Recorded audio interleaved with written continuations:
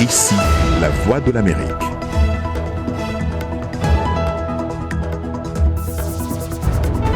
Mesdames, Messieurs, bonsoir. Bienvenue dans cette nouvelle édition de votre journal. On commence par les titres.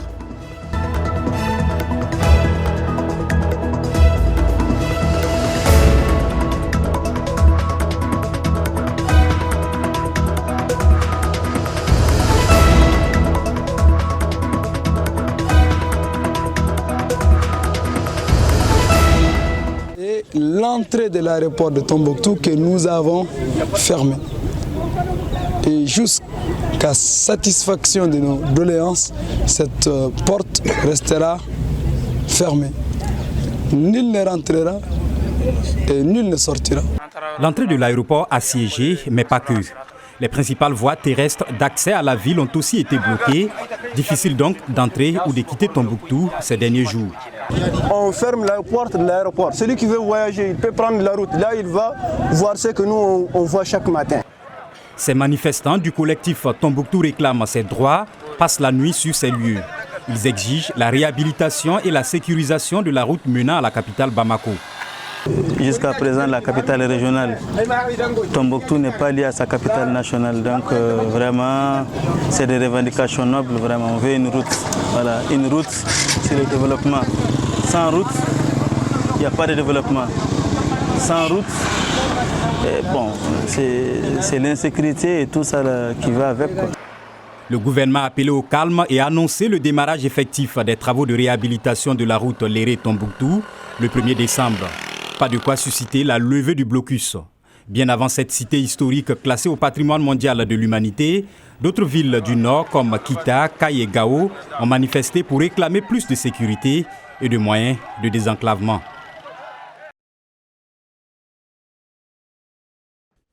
Vous savez, les projets, c'est sur de longues années, c'est pas une génération, c'est plusieurs générations. Par exemple, si vous prenez les États-Unis, le développement des États-Unis s'est fait après plusieurs générations. Donc, il s'agit de lancer le projet et progressivement, avec la jeunesse guinéenne qui est maintenant maîtrise, parce que nous avons la chance aujourd'hui que la jeunesse africaine maîtrise aussi bien que les Occidentaux les nouvelles technologies, il viendra à ces jeunes de continuer ce que nous avons commencé. Et vous entendez aller jusqu'à quand? Ça, Dieu seul le sait. Et le peuple. Le peuple. C'est-à-dire, vous avez demandé au Premier ministre de lancer des consultations. C'est tout à fait normal, parce que le peuple est souverain. Et je vous fais remarquer que les États-Unis ont déjà eu cette constitution. Il est normal qu'on interroge le peuple. Le monde évolue. Il est normal de comprendre ce que le peuple veut. Cela n'a rien à voir avec une élection. C'est de voir est-ce qu'aujourd'hui les conditions sont remplies en Guinée pour la protection des enfants, etc. Donc je ne suis pas venu pour discuter politique, je suis venu pour les affaires. La Guinée est un pays souverain, qu'il a démontré en votant non en 1958, et la Guinée tient absolument à sa souveraineté, à son indépendance. Donc les problèmes guinéens sont discutés en Guinée, non pas à l'extérieur. Plus de 6509 écoles primaires et secondaires sont exposées dans les régions d'Ituri, du Nord Kivu et du Sud Kivu, touchées par le virus Ebola, selon les chiffres de l'UNICEF. Environ 2 millions d'enfants ont repris le chemin des classes dans ces régions cette année. Les responsables ont donc renforcé les dispositifs sanitaires pour assurer la bonne hygiène des élèves et lutter contre cette épidémie meurtrière. Nous tenons à faire en sorte que nous puissions, dans la mesure du possible, n'est-ce pas, prévenir nos enfants et, disons, les protéger. Nous demandons à ce que les enfants, chaque moment, ils vont aux toilettes, se lavent la main, ils sortent à l'extérieur, ils se lavent la main, il y a de l'eau qui est disponible, il y a des seaux partout. Après avoir pris conscience de la gravité du virus Ebola, les élèves respectent scrupuleusement les dispositions d'hygiène préconisées par les autorités scolaires. Ma motivation est d'éviter la maladie à virus Ebola qui tue beaucoup de gens ces derniers temps. Donc il faut éviter cette maladie. Bon, par jour, le matin, d'abord arrivé à l'école, je me lave les mains, j'ai un détergent dans ma poche, un désinfectant. Ça aide. Je leur dirais de se laver les mains avant d'entrer à l'école, avant de manger, avant d'entrer dans les salles des classes, partout. Quand on veut faire quelque chose, on doit toujours se laver les mains. Depuis que l'épidémie a été déclarée le 1er août 2018, le virus mortel a fait 2000 morts en RDC, selon l'Organisation mondiale de la santé.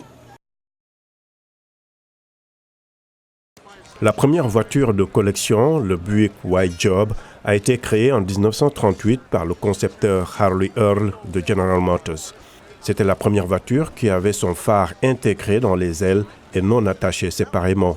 Il y avait aussi une fonction révolutionnaire, les vitres électriques. C'était la toute première voiture de collection. Elle a été conçue pour faire une chose.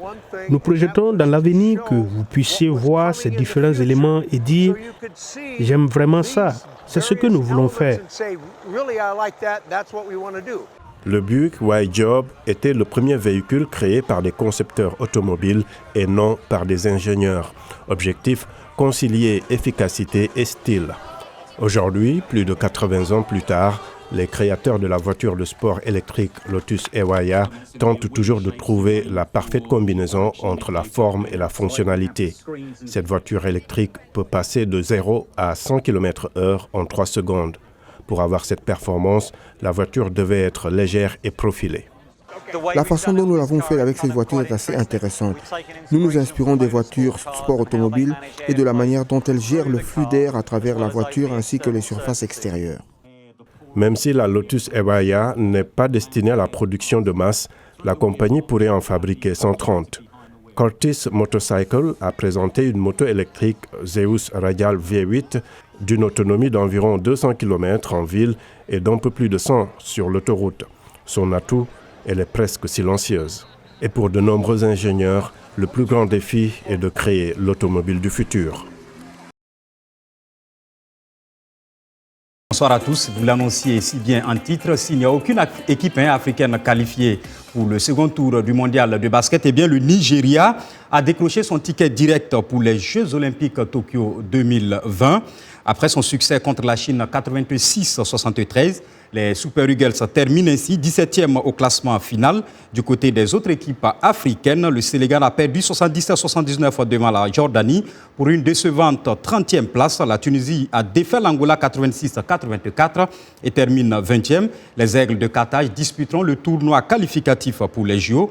L'Angola s'en sort 27e pendant que la Côte d'Ivoire défaite s'est accrochée à la 29e place sur 32 pays. Toujours des nouvelles du mondial de basket, la Serbie est au tapis pendant que l'Espagne et l'Argentine se sont qualifiés pour les demi-finales.